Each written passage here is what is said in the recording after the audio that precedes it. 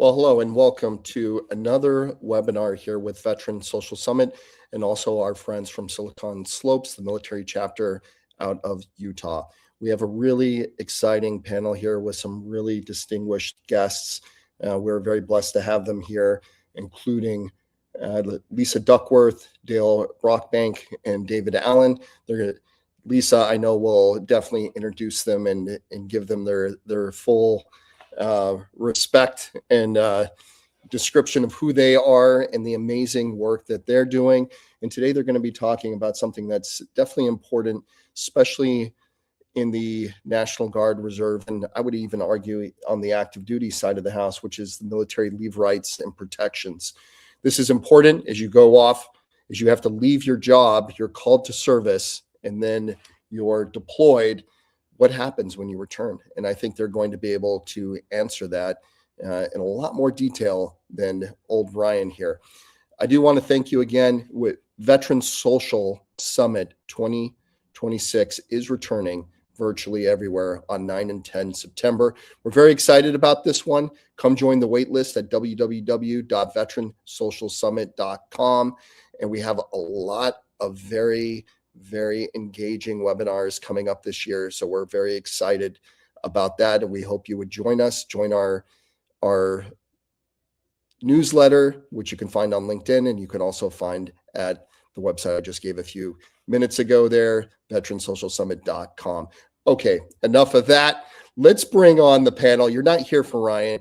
You're here for these exciting people and this very relevant topic. With that, Lisa, I'm handing it over to you, and I am going to leave the stage.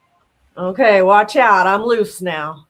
So good morning, everyone. I'm Lisa Duckworth. I'm a military veteran employer liaison for the state of Utah. It's also known nationally as the local veteran employment representative. And it's my pleasure today to help you better understand the employment and reemployment rights that you have. And I'd also like to add that this is a lot of times whenever things kind of heat up, I guess you'd say, that there's a lot of people that may be thinking about joining the military. And so, if you are thinking of maybe enlisting, this information would also be very helpful for you as well. And so we want to make sure that is covered there as well. We have the infamous and notorious, the legend, Mr. Dale Brockbank. He's our Utah DVET here with the Department of Labor. I'm not sure what DVET, I'm horrible at acronyms, so I'll let Dale just tell us a little bit about yourself. And yeah. I'm the Utah Director for U.S. Department of Labor Veterans Employment and Training Service. There's kind of two halves of what we do. First of all, I provide some money to the state for veteran trips to help people get jobs. So we help people get jobs, and then we have another part of what we do, and that is enforcement. And we handle cases under the Uniformed Services Employment and Reemployment Rights Act. We do investigations and try to determine if a member of the Uniformed Services has been treated correctly under the federal statute, Title 38 of the United States Code. We also handle veterans preference cases. We don't get many of those against the federal government. So if someone applies for a federal job and they feel they haven't got their preference, we look at those cases, but there's very few of those. And that's basically who I am and what I do. Awesome. And also, I'd like to introduce our other guests. We have Mr. David Allen. David is with the Employer Support of the Guard and Reserve, ESGR. I do know that acronym. And for the state of Utah. And so it's my pleasure to introduce David. David, could you just tell us a little bit about yourself? And yeah. Well, we'll give it a try. So I was in the National Guard for about 33 years. I started out with the first 12 years in the Special Forces, the 19th Special Forces here in Utah. I was then transferred to the 142nd Military Intelligence linguist guys, and I became the command sergeant major for the 142nd Battalion. I was there for a while under the then Major Tarbett. And then we moved to California, and I became part of the 40th Infantry Division, and became a first sergeant there for a while, and was then transferred to the division staff for the 140th, and that's where I retired. Nice. And you're the state chairman for the ESGR here for Utah as well? Yes, I started out here about 8 years ago as just a member of the ESGR, working in the Salt Lake City area. And then our infamous Kim Watts decided to retire a year or so ago. How dare he? Yes, how dare he? Okay. And for some reason, I ended up replacing him as the state chair. And it's been a marvelous experience, and I love doing what I'm doing because we're helping the soldiers stay in their jobs. Definitely. And so let's see, we've got Army. David, you're Army, right? Yes, ma'am. I'm Army. Army in the house. Me too. So we didn't mean to do that. It's just, that's just how cool we are. So no, I'm kidding. So without further ado, I'd love to let David and Dale kind of take the lead here and just give us kind of an overview. I mean, about what are, we have the USERRA laws, and then I know in 2025 they review. It looks like they did some reviews and did some small amendments to it, and so I felt that was important because a lot of times we hear about these, policies and procedures, and you're like, and it's like from 1940, and you're kind of wondering, has anybody looked at that? And so it was refreshing for me to see that there has been consistent review, making sure that this program and what the protections it's supposed to provide actually work. And so that's something that I think is very helpful for a lot of people to understand. Like, this is not just some old thing we're dusting off. This is something we actively use, and it's current and it's relevant. So would you like to kind of give us a little overview, Dale? Or let me just give you a little bit of a history and where we are and where we've come from. Actually, in 1940, before the Second World War, was the first statute that went in to help members of the National Guard and Reserve and active when they went on military duty and left an employer. That act was, well, the first thing it said is the veterans or members of the uniformed services should get their job back. And that was passed in 1940. Through the years, that has been modified and modified and modified. One of the biggest things is there's an anti-discrimination clause in there, which basically says the member of the uniformed services cannot be discriminated against because of their military service. It isn't because they're a member of the Army, National Guard, or active duty. It's because of their uniformed service, and an employer can't take action against you because of that. One of the big things that happened, there was a landmark case that said the member of the uniformed services doesn't go back into the job they had when they left. They went into the job they would have had they remained on the job.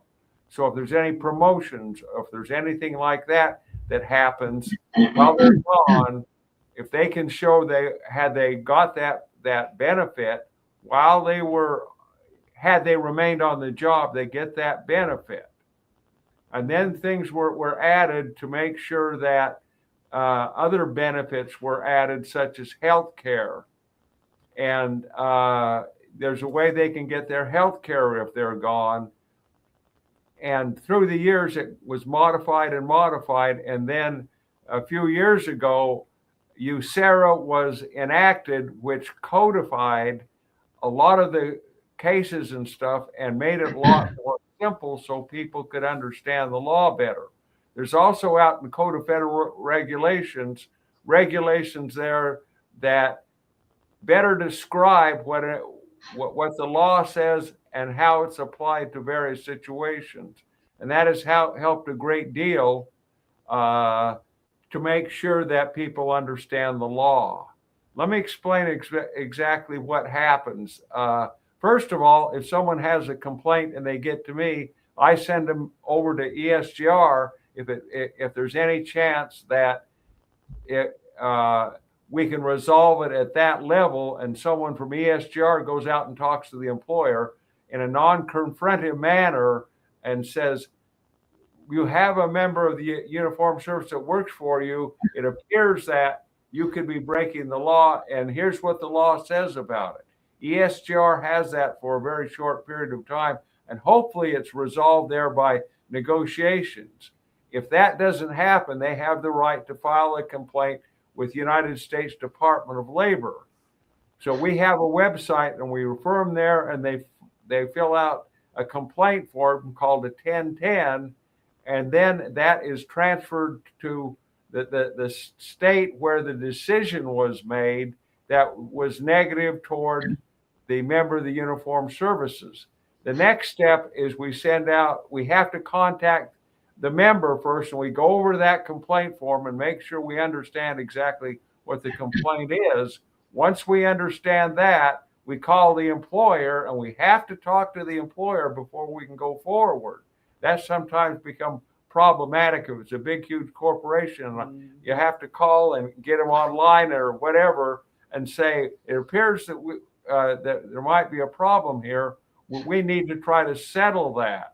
And so the next step is we send out an opening letter, one to the member of the uniformed services, one to the employer, and outline what's going on, and that we're going to conduct an investigation. Where are the investigators in this? And we represent the law. We don't represent the employer. We don't represent the member of the uniformed services. So we have to be very careful to ensure that both of them, both the employer and the member, realizes it's a fair system, and that they have to be able to prove that actions were taken, again, normally because they were a member of, or because they're military duty.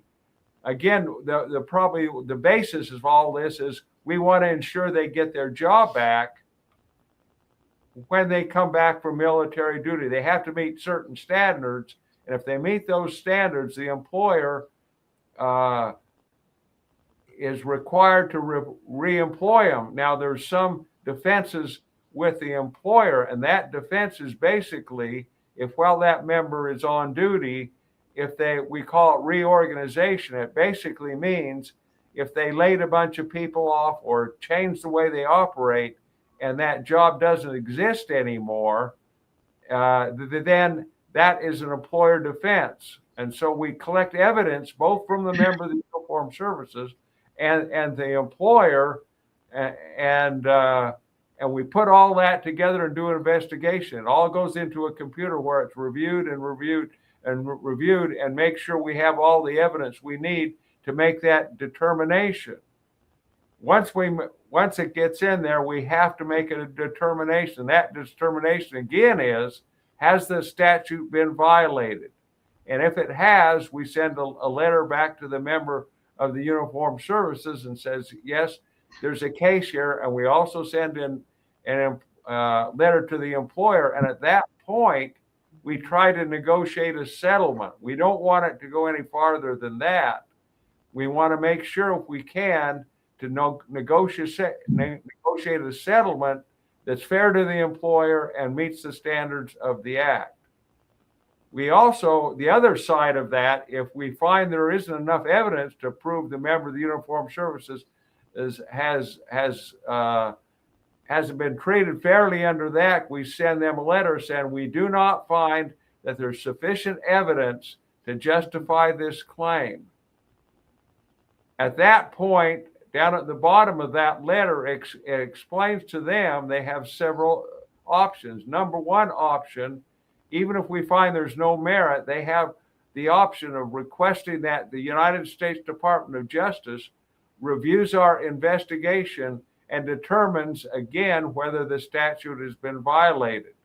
Or they have the option of hiring a private attorney at their own expense and take it into a federal court.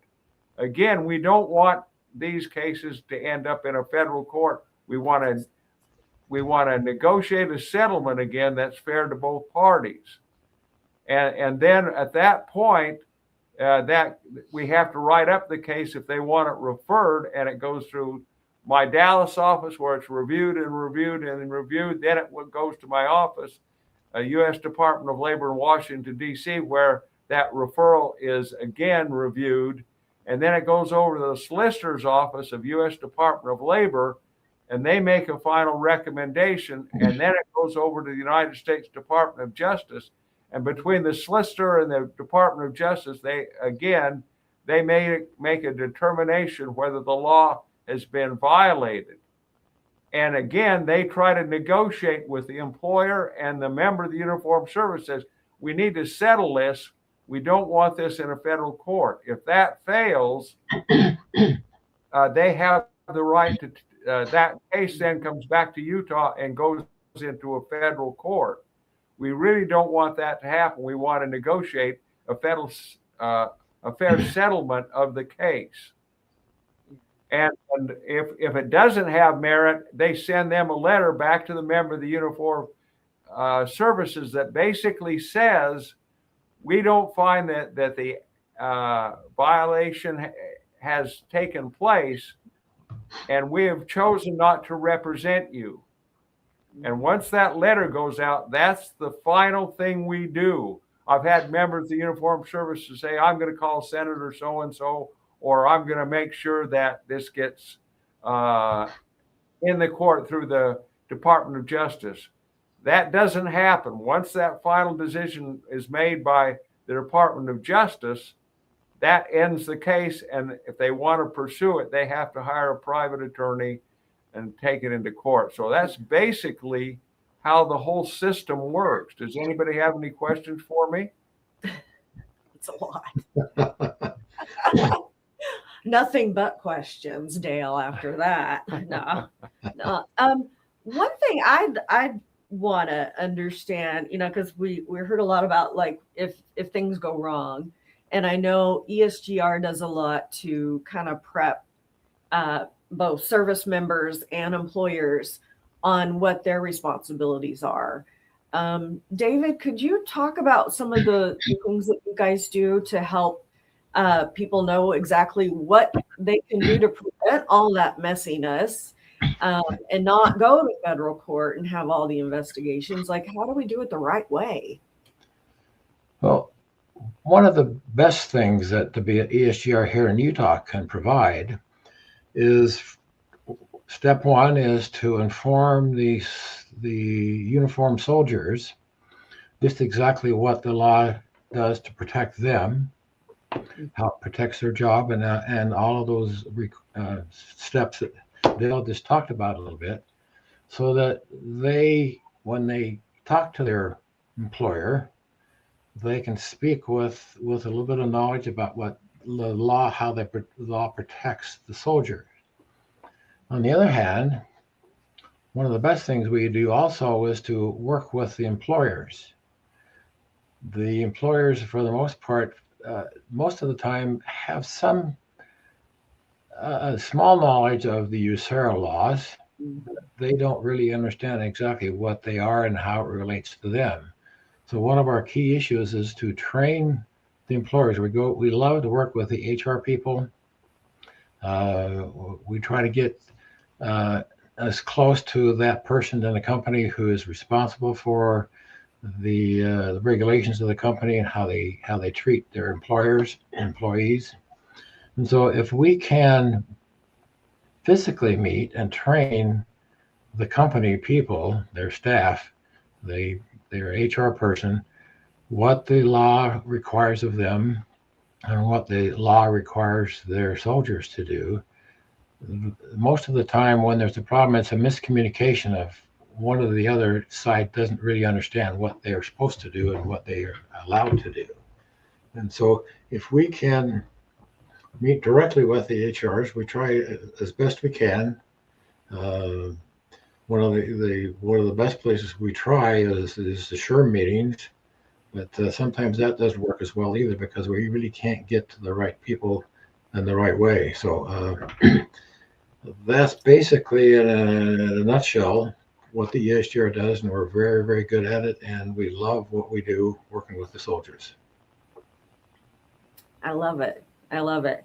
And one thing and it's funny because I partner with ESGR. I obviously partner with Dale, but they have these USERRA.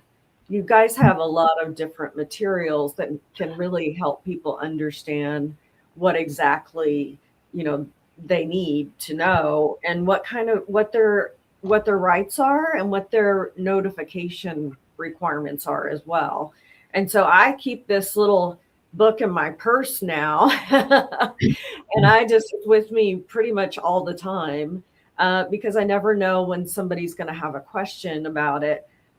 Like even recently I was out at a networking thing and I met the mother of a Space Force member, our guardian, and they were talking about deployment in place, and I was like, wow, they're just things are always evolving and changing, and so we don't realize that there could be unique situations that seem a little odd to employers, but maybe not the service member so much. But when you're an employer and you're like, a deployment in place, what does that mean? Or and so there are unique things that happen as situations evolve that we can navigate, and we have amazing resources to do that. So, ideally, also, when we try to meet with the HR, we have those little pamphlets that you just showed. We try to get one of those physically into their hands so they can actually read through the books and the steps and what the requirements are. And again, that every time we can do that, it slows down any complaints because now everybody's understanding exactly what it is and how they're protected. Definitely. Well, what are let's see. I think we should. How about we open it up for some questions? Do we have any questions in the chat, or if we don't, we have a little question bank. I can throw some out. And just to let I am actually a certified senior professional of HR, and I've been on. I actually help ESGR participate in some of our past state conferences, and so I definitely realize the importance of having that partnership. And it's been very helpful for me in my career in human resources. But I also human resources, most have a lot of influence, but really it's our regular managers that work with our veterans and service members every day that really make the impact. And so if there's anyone here that, if you're not an HR person, that's okay, because we want you here. If you have an interest, listen up, because this really applies to everyone. We need everyone in the community to really support people as they're going through these things. And also, if somebody's, they feel like they're feeling very patriotic and they want to go enlist, let's support them in their decision to do that, and make sure they know that we're going to protect their job if they want to return to it when they come back. And if they don't, that's okay too. But we're going to follow the law, and we're going to do what's right. So do we have some questions, Ryan? No one's really asking any questions. They're more just celebrating the conversation and wishing us, thanking us for our service, and also, we do have one. Actually, there we go. Thank you, West. I took it off the screen there. Ooh, they're really, now they're pumping in. Good question. I was going to say, so what's the advantage of an employer hiring somebody in the military? What does that do? What does it Everything. Mean? Oh, sorry. Absolutely. So there are such amazing skills that these men and women bring to their employers. The ability to take charge, to be a leader and to also be a follower. They know how to communicate. They know how to show up on time. They know how to dress well. They know how to speak with people. They know how to solve problems. This is just a small sampling of what they're very good at and have been well trained at. Perfect. And we have another question Yes, actually something to from add. Weston. You know, Go ahead. one thing too, because, for a long time, I consider, I'm an Army veteran and I've been working in human resources for longer than I want to admit, because then I don't want to date myself. But there were lots of times where, I lost my train of thought. I should have drank more coffee, but wouldn't you want to have an amazing employee, no matter what, even if it was, like you have the risk of any of your employees needing to take some kind of leave. And if you look at it that way, like anybody you hire, you don't know what's going on in their personal life. You don't know if they're going to maybe need to take some leave. But this is just, you already kind of are alerted ahead of time.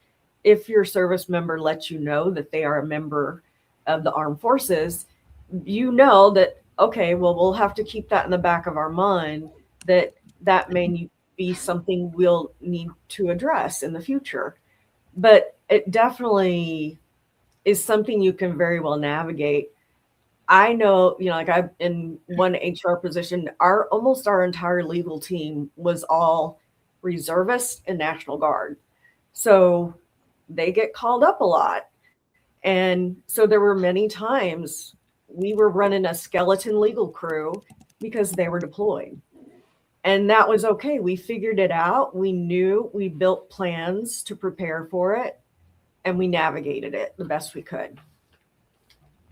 So did you have anything you want to add? Well, the federal government spends a huge amount of money training members of the uniformed services, not only in technical skills. And if you look at the modern military, it's very, very high tech. The weapons they use, the kind of tools they use, and what they're able to do is very, very high tech. And those skills should be a great advantage to civilian employers. Not only that, in the schools that the military puts people through as far as leadership and handling people, those skills are very, very great too. So you get a person that's very highly skilled, not in the old days where they didn't have very many skills. The modern members of the uniformed services are highly skilled in a great many areas, and they should be a great value to your average civilian employer.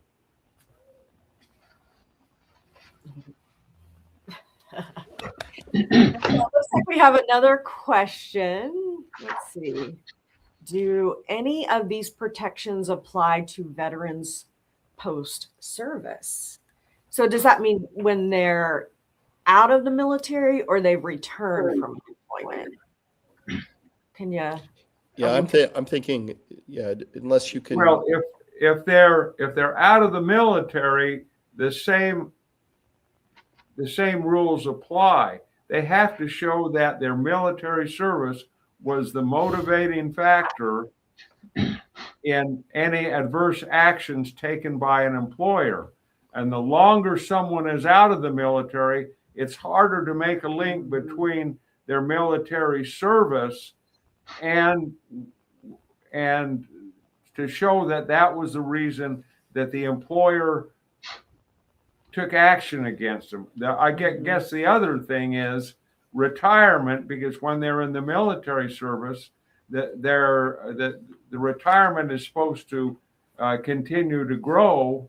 And so sometimes after they've been out of the military for a while, if the employer hasn't made contributions in their retirement account and other things similar, then they could have a case through USERRA. And I just want to mention actually, I have some FAQs that I pulled from the ESGR website, and I did see there was a question that's kind of related to that as well. And it just says, like, is there a limit on total amount of service in the uniformed services that an employee may perform and still retain reemployment rights with the employer? Sorry, my braces are getting in the way. But it does say, yes, in general, the employee may perform service in the uniformed services, armed services, for a cumulative period of up to 5 years under the current statute and retain reemployment rights with that employer. That's true, but there's exceptions that certain types of service add to that 5 years. Yes. And there are some, a lot of it is initial training and certain types of training. And if they're called to duty under certain parts of the federal law, that time does not count toward their 5-year limit. So there could be people that have gone well beyond that, and we have to go back and look at each time that they've left their civilian employer and look at and say, does this count toward the 5-year limit or it does not? And again, there's sections of the federal law that they could be called to duty on that don't count toward that 5-year limit. Yeah, and there's a long list. We're not for time's sake, we're not going to go through that today, but we're going to share, where those resources can be found. So whenever you do need to have that information, or you're curious and you want to learn more, then you can dive in and you can look at that details. So let's see. Was there another? We were chatting. I want to make sure I didn't miss any other questions. So the question showing is the one. This is a new question. Okay. Let's see. I'm going to read it out loud for everyone. So what is in place for spouses of service members who are a part of this SM's family care plan? Is that service member?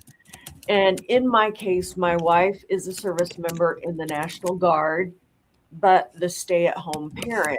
She will be leaving for 5+ months, meaning I have a full-time job and childcare to juggle.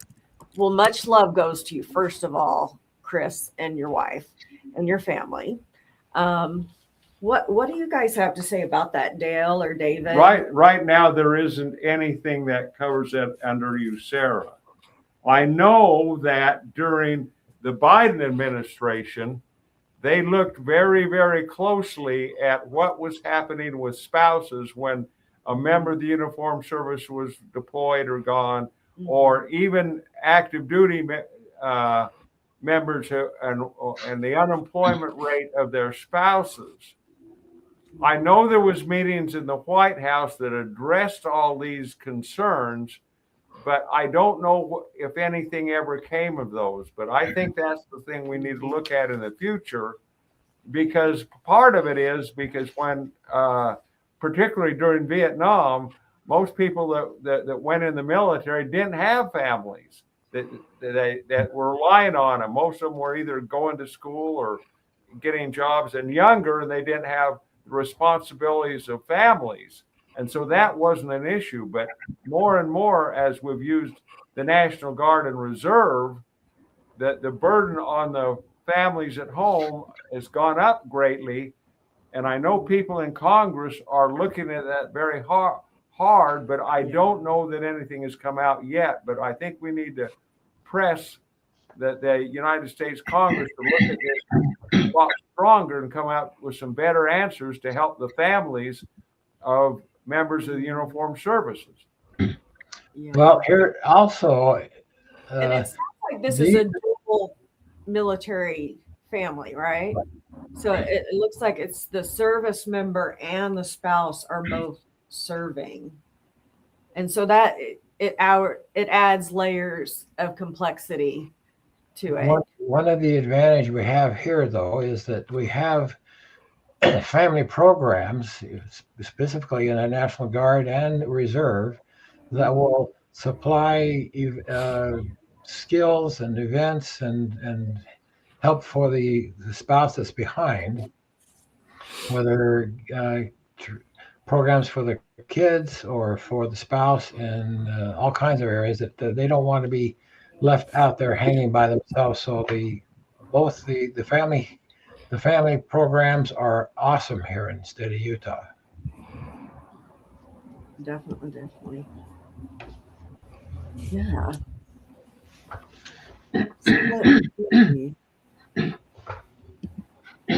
So I do know whenever I was reading something, let's see, was there another question? To make sure There's a comment from Kimberly from the state of Nevada. Okay, so Kimberly Pickens, she says, Christopher, if you have not already, you should connect with the Military Family Readiness Department of your wife's unit. Yep. They oftentimes provide resources and free days of childcare. That's correct. Heck yeah. Thanks, Kim. I've seen some great examples of people coming together and really supporting the community. My neighbors were in the National Guard during Afghanistan, and they bought a house and built a house and then he got deployed. And so there were a lot of things that they really needed help with. And I remember seeing a whole National Guard unit over there just helping them out. And I thought that was really nice how, even though I guess the service member was away, we didn't let the family suffer or feel like they were, in neglect or they didn't have a support system for them. Yeah. So what I'm going to make an addition here. Please. Here in Utah, the Utah National Guard is the big player in the program, but we also have a huge our Air Force Reserve at Hill Air Force Base. There's basically a full-time wing.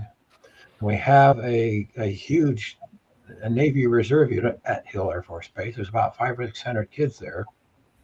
And we've got a couple of Marine units as well that are outside of the National Guard area, but they all have the same type of program and the same kind of support.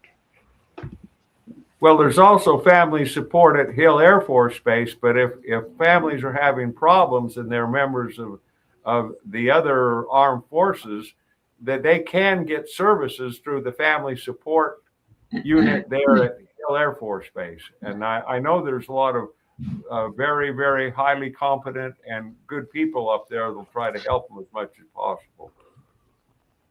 Definitely. And another organization that I know is really helpful for families is Blue Star Families. They've been a great advocate as well.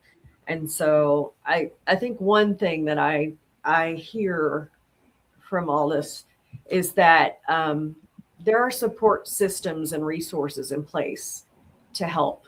And so you reach out, Google, phone a friend, check out the resources and see what's going to help you for what's going on.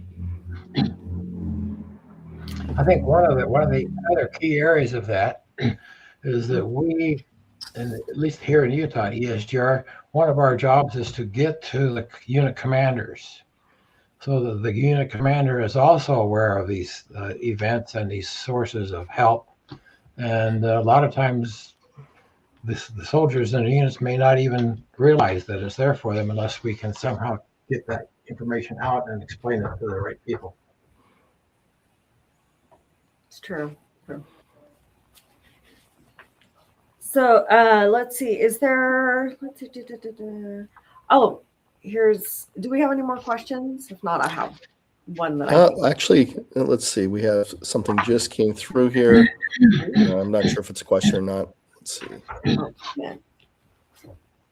I'll read it out loud. There's another question in there. I want to make sure everybody here. Yeah. So thank you, Chris. That's great to know. My wife and I are actually both in the Guard. My second question, as far as I am aware, there is no formal deconfliction process for dual service families when both spouses have trainings, activations, or deployments at the same time. Generally, commanders can work something out, but there is nothing formalized in place and it does not always work out. So yeah, I think that does support what Dale had mentioned earlier, that while we know this is something that's happening, or the government is aware, it's a challenging process that they're still trying to figure out a better solution for. Yeah, we need more action because they looked at the unemployment rate of spouses of people in the military and spouses of people that were deployed, and the unemployment rate was very, very high. I don't know if that's because they had to be there to take care of their children and stuff, but whenever possible, we need to help them become employed, and so they can support themselves while their member is serving. Absolutely. So I have I have some questions, and I thought, well, if we don't get questions, I have them ready.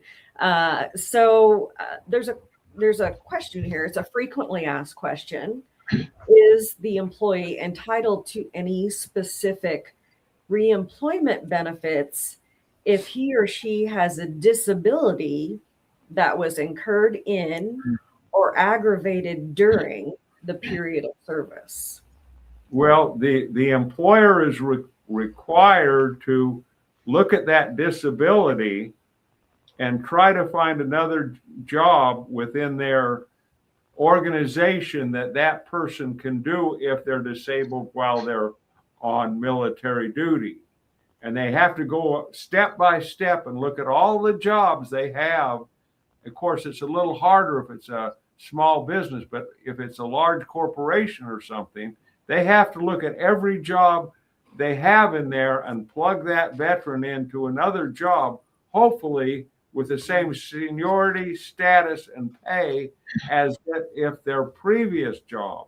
If they can't find that, there's not much we can force them to do. That's the bad part of that part of law. But no, the employer is supposed to look at every single job. And also, I had an instance where the member was employed by the military, and they weren't doing that for him. And so I had to get involved with that because they said, you have to find your own job within our organization or we're going to retire you. And I got involved in that and said, no, that doesn't get it.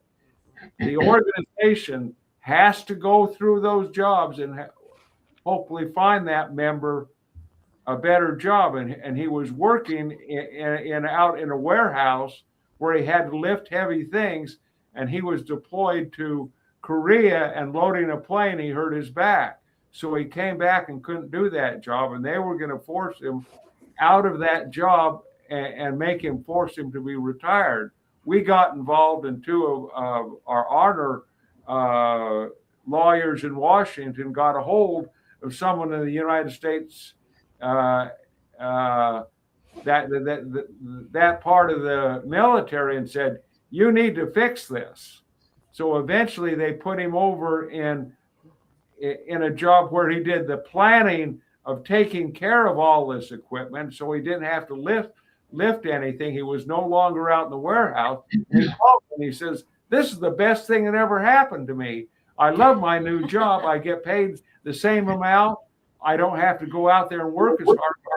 I was planning on retiring, but I'm going to work another 3 or 4 years because I got a better job. I love it. I love it. And again, it's hard when you're working for a little mom and pop organization where they don't have other jobs that they can do. But the same thing happened with the state of Utah. As a member was working out on one of the road crews up and down the freeway, and he hurt his leg. And when you're inside those cones working on the highway, if a car pulls over and is going to run over you, you've got to be able to run out of the way. And he also was driving a dump truck, and his leg was hurt so bad he couldn't push in the clutch. So what happened, and this is what we got down to. They were trying to tell me that the Utah Department of Transportation was his employer. And I said, no, that's not right. The state of Utah is his employer. Yeah. whole organization. you have to look at it. He ended up, there was a small college in a city where he worked, and they came up and says, we'll take that guy and we're going to train him to be a maintenance worker out there. And again, he got a lot better job he liked better. And so it didn't aggravate his disability. And there was just 2 cases. I don't know how often that happens, but again, we try to every way possible to have that employer find another job that doesn't aggregate.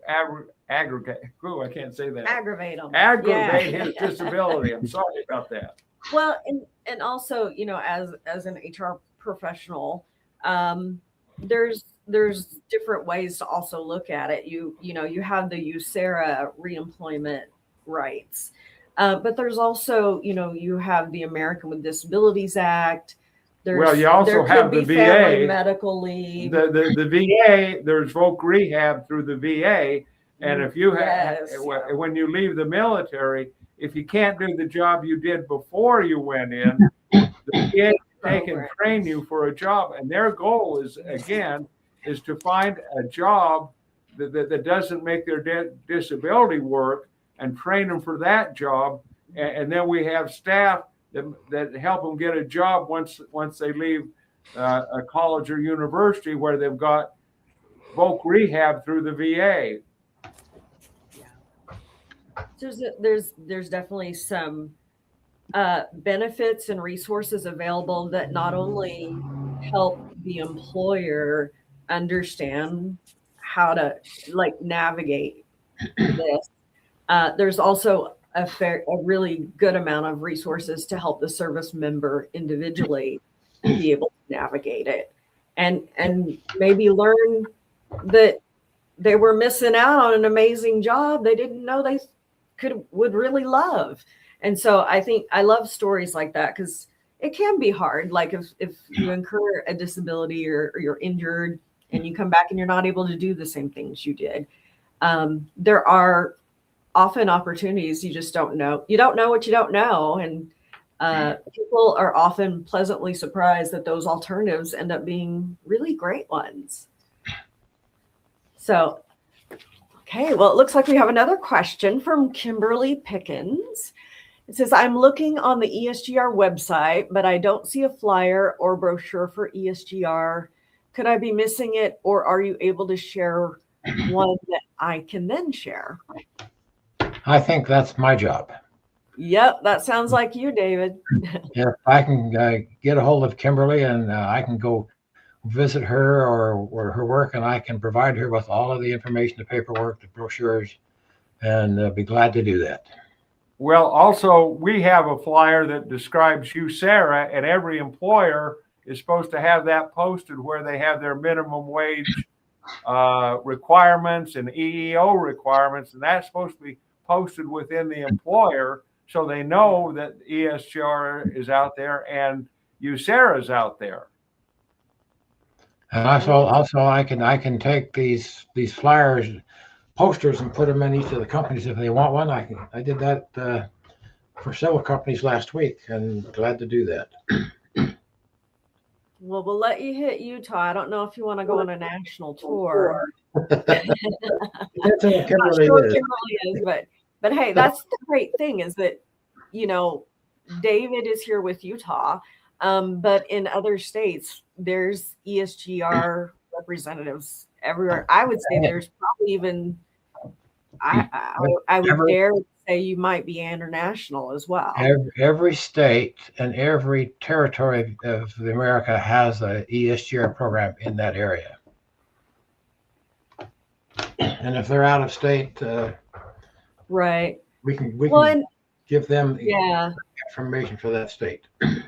Definitely. Well, and I just a little bit about me, like this was for me myself, but whenever I was in the military, I was active duty, and so I would hear ESGR and all this stuff, and I'm like, well, that's not for me, or it's for those other guys, and but ESGR is for all service members, correct? Or am I wrong there? I don't know. You are correct.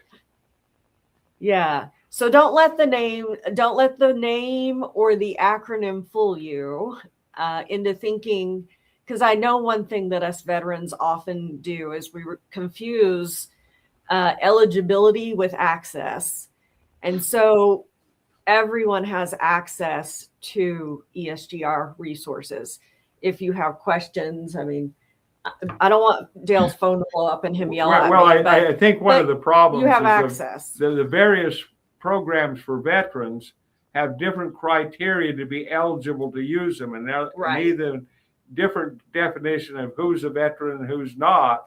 And I think through the years, most recently, we've tried to pare those down a little bit. So because we're using the National Guard and Reserve a lot more than we ever had in the past, that they ought to be eligible for a lot more of the benefits, including state benefits for veterans. Mm-hmm. And you need to get out there and find out what's available. You can go to the Utah Department of Veterans and Military Affairs, and they will provide you some guidance on the various programs that are available for veterans. Yeah, and it looks like Becky. Oh, hi, Becky. I'm glad you were able to get on. But she put in there as a resources library on the ESGR website, and that's listed there. I'm not going to say it out loud because we're not going to be clicking. Yeah. And then there's also some other links to find your local ESGR contacts. And so again, ESGR is for everyone. And, employers, even if you're a small business and you're trying to figure out, like, how do I scale up? And hey, I want to hire a bunch of veterans, but what are my responsibilities? This is a great way to learn strategically than by, like, some of us learn by making mistakes. And you don't want to make a mistake with this. You want to do it, be knowledgeable, have the right information, and be able to move forward. Because even though if you don't know and you do something that it's just better to start off on the right foot. And then that makes it a better experience for both you and your service member. And then they feel supported. And that's important. Okay. And then there's some other links. So thank you for those resources, Becky. Definitely. So what other kind of questions? We have some more questions or clarification. Anybody would like Dale or David to answer? Oh, I have one, if nobody says anything. Okay. So earlier we mentioned, I've experienced, in my HR career, I've had situations where, people had to take leave, and, we've been focusing on employers and service members, but what about just the general workplace? Sometimes your coworkers get a little upset that you need to take off and be away. And this can apply to, I've seen it in situations for military members. I've seen it for people that have gone out on leave for medical. There's lots of situations where the work environment just doesn't feel that supportive of that person's absence for actually a legitimate and protected reason. And so does USERRA protect against a hostile work environment? Yes, a little bit, but not as much as I would like. But again, ESGR is a very good resource to have come down and give a little presentation. And they have boss lifts and things like that, where the civilians can go see and what military people do. And also another resource are the veteran service organizations, because they're very, very supportive of members of the National Guard and Reserve when they're gone away. That they've had special programs where they go in and talk to employers. And also a lot of the veteran service organizations go into schools around Veterans Day and give presentations why it's important to be part of the military. And those things are very, very effective, I think. Okay, I think we we can answer maybe this. How can civilian communities better support veterans and military members in these situations? And then you got, oh, I love your cool hashtag. So, yeah, what do you guys, David? I think that would be a good question for you to answer. Well, yeah, it's. I mentioned that just a little bit on passing, but in fact, in 2 weeks, I'm going to be going and make a presentation to a whole big group of Boy Scouts, young kids, and I was asked to make a presentation why Scouting helps these young boys in the military and how the military helps them become better men. And so that's just one of the events I've involved with. And sometimes we'll get community events as well. And we love to do it. Yeah. And Boy Scouts includes girls now too. That's what I've heard. That's the word on the street, right? Well, I think so it's we for also, everyone. Yeah. I think we also need to recognize the fact that the National Guard, when there's emergencies like hurricanes and floods and other things, the governor can put them on duty to go out and help people. And that's very, very powerful. They've built roads. They've done all kinds of stuff to save people's lives and go out with helicopters and their military equipment and save people's lives. And that needs to be recognized a lot more of how important those services they provide. I can guarantee if things continue the path that they look like they're going on, there's going to be a lot of opportunities that will rise. And like even just the other morning, I glanced at my Echo show and I saw something about a newer veteran not-for-profit that supports families in the communities that had started. And they got a lot of media attention. And so I'm going to be reaching out to them and saying, how do we partner and how do we join forces and make your efforts even better, exponentially. And so I encourage you, anybody that wants to support the veteran and military community, if you have an interest, we want you. We don't, it's not that, oh, you didn't serve, no. Everybody that has an interest in supporting the community has a part to play. Well, the American Legion used to have a program where they had the commander and the Madam President was supposed to do a service project, and that's kind of gone away. I actually went down to Price and dug some holes and put in some trees to a family that got a new house through Habitat to Humanity. We went down and worked on a house down there to help a family, and we need to get the Veteran Service Organization to do more of that and publicize it. So definitely. And I hope society and our communities prove me right that we're going to see a lot more support. And if you feel like there's a gap in your community, don't be afraid to start something. It really takes a village for sure.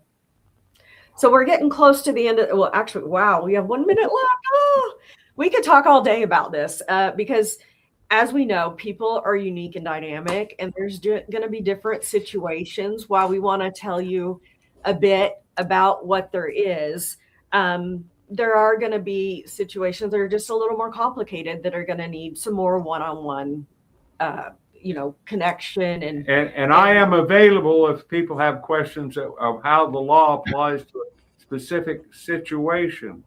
So, and I occasionally get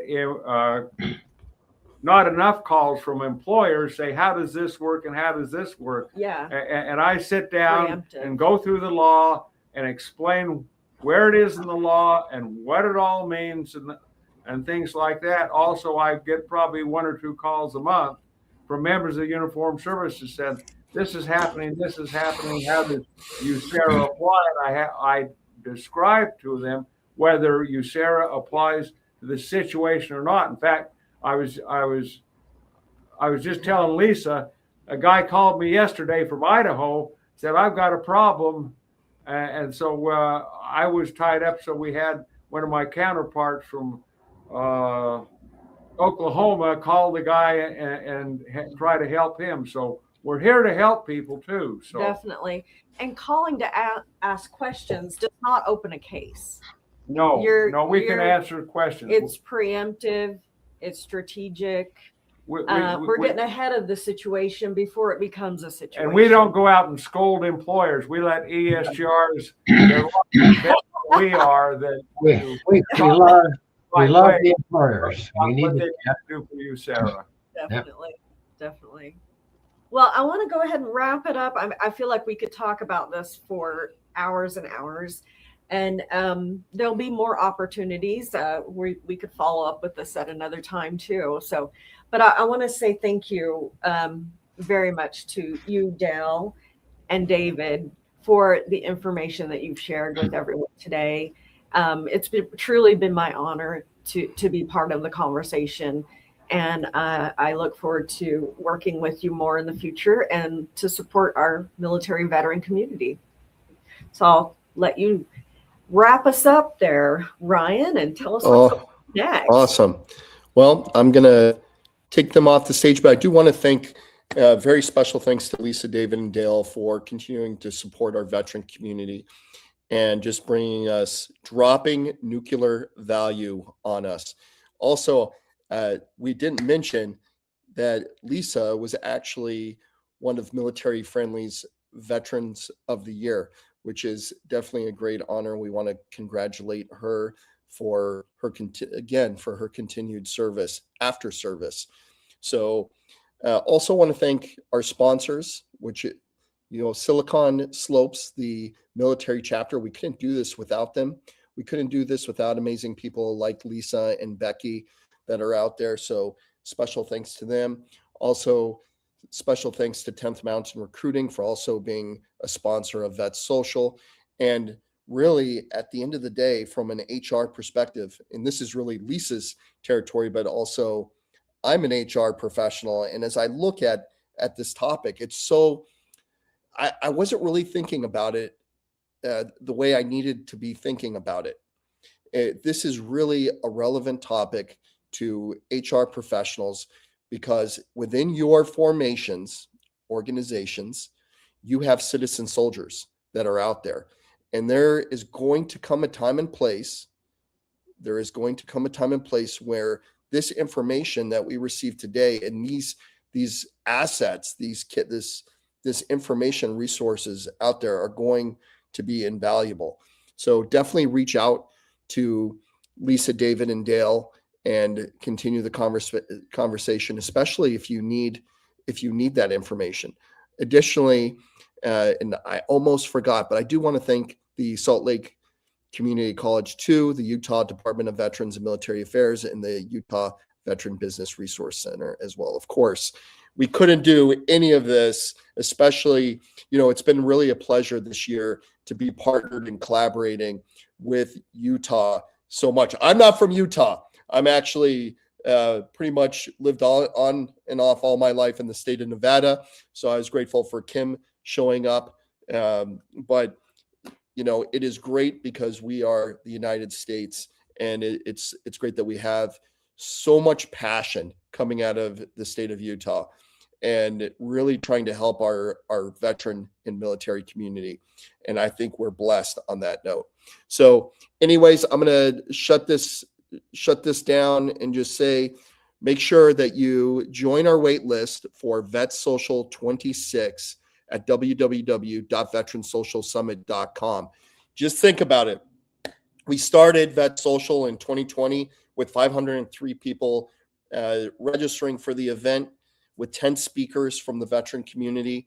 In 2024, we had 25 dynamic speakers with over 1,000 people registered, and it was insane. In 25, we had over 70 plus speakers for the military influencer space, and over 1,400, it was actually 1,483 people registered to attend across 10 virtual stages. It was cuckoo bananas.